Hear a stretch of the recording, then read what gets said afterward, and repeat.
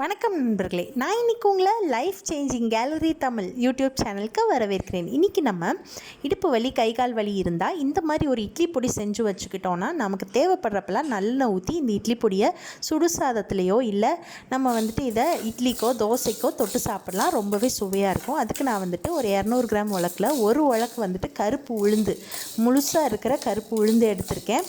எண்ணெய் எதுவுமே சேர்க்காமல் இந்த மாதிரி வெறும் வாணலியில் நல்லா அந்த உளுந்து செவக்கிற அளவுக்கு வறுத்துக்கலாம். இப்போ பார்த்திங்கன்னா இந்த இட்லி பொடி உங்களுக்கு சின்ன பிள்ளைங்களுக்குமே ரொம்பவே உதவியாக இருக்குது. பெண் பிள்ளைகள் வீட்டில் இருக்காங்கன்னா இது கொடுத்தா அவங்களுக்கு ரொம்ப ஆரோக்கியமான ஒரு தேர்வாக இருக்குது. இது பாருங்கள், நல்லா மீடியம் ஃப்ளேமில் வச்சு நான் தொடர்ந்து வறுத்துட்டே இருந்தேன் கருகாமல். இது பாருங்கள், இந்தளவுக்கு செவந்து வந்திருக்கு. உங்களுக்கு கலர் டிஃப்ரென்ஸ் பார்த்தாலே தெரியும்.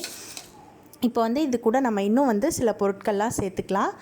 ஒரு அரை கிளாஸ் கடலைப்பருப்பு எடுத்துக்கலாம். நான் இந்த கிளாஸை அளவாக எடுத்திருக்கேன் அடுத்தடுத்து பொருள் சேர்க்குறதுக்கு. ஒரு அரை கிளாஸ் சின்ன டம்ளரில் அரை டம்ளர் கடலைப்பருப்பு, குழம்பு கடலைப்பருப்பு சேர்த்துக்கலாம். அதை அது கூட சேர்த்து நல்லாவே வறுத்துக்கலாம்.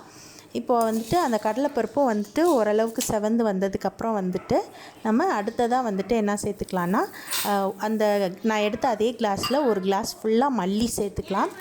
இந்த வர மல்லி நம்ம கடைசியில் தான் சேர்க்கணும். ஏன்னா உளுந்து வறுக்கிறப்ப சேர்த்தோன்னா அது கருகிரும். ஏன்னா உளுந்து அதிகமான சூடு தேவைப்படும், மல்லிக்கு அந்தளவுக்கு சூடு தேவையில்லை. அடுத்து மல்லி சேர்த்துட்டு வத்தல் ஒரு 3 வத்தல் நான் காரத்துக்கு ஏற்ற மாதிரி சேர்த்துருக்கேன். உங்களுக்கு இன்னும் காரமாக வேணும்னா நீங்கள் இன்னும் வத்தல் சேர்த்துக்கலாம்.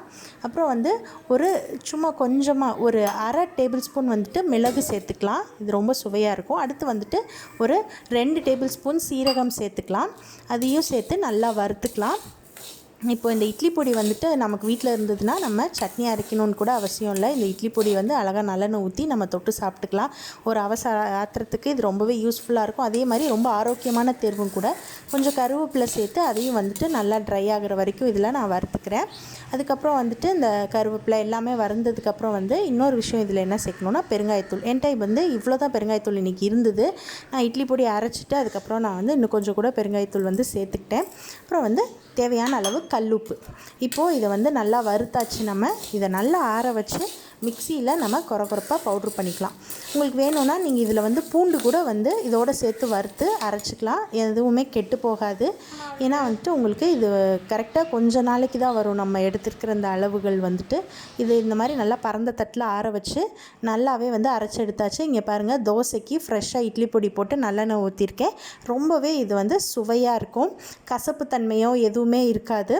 நம்ம கடலைப்பருப்பு சேர்க்கறதுனால அது இன்னும் கொஞ்சம் சுவையை கூட்டி கொடுக்கும். கருப்பு உளுந்தில் இருக்க துவர்ப்பு தன்மை இதில் எந்த வகையிலும் நமக்கு தெரியாமல் இருக்கும். இந்த இட்லி பொடியை நீங்கள் உங்கள் வீட்டில் ட்ரை பண்ணி பார்த்துட்டு எப்படி இருந்ததுன்னு சொல்லி மறக்காமல் நம்ம கமெண்ட் பாக்ஸில் சொல்லுங்கள். மறக்காமல் ட்ரை பண்ணுங்கள். கண்டிப்பாக இது உங்கள் வீட்டில் உள்ள எல்லாரோடைய ஆரோக்கியத்துக்கும் மிகுந்த பலன் கொடுக்கும்னு சொல்லி நான் ரொம்ப நம்பிக்கையோடு சொல்கிறேன். இந்த இட்லி பொடி என்னோடய பொண்ணுக்கு ரொம்ப பிடிக்கும். என்னோட சின்ன பொண்ணு இதை நல்லாவே சாப்பிடுவாங்க விரும்பி. ஸோ இந்த இட்லி பொடியோட ரெசிபி எப்படி இருக்குது அப்படின்னு சொல்லிட்டு கமெண்ட் பண்ணுங்கள். மறக்காமல் நம்ம சேனலுக்கு சப்ஸ்கிரைப் பண்ணுங்கள். சப்ஸ்கிரைப் பண்ணாமல் பார்த்துட்ருக்கீங்கன்னா தயவுசெய்து சப்ஸ்கிரைப் பண்ணுங்கள். மற்ற ஷார்ட்ஸ் போட்டிருக்கேன், நிறைய யூஸ்ஃபுல்லான வீடியோஸ் இருக்குது, செக் பண்ணி பாருங்கள். நன்றி, வணக்கம்.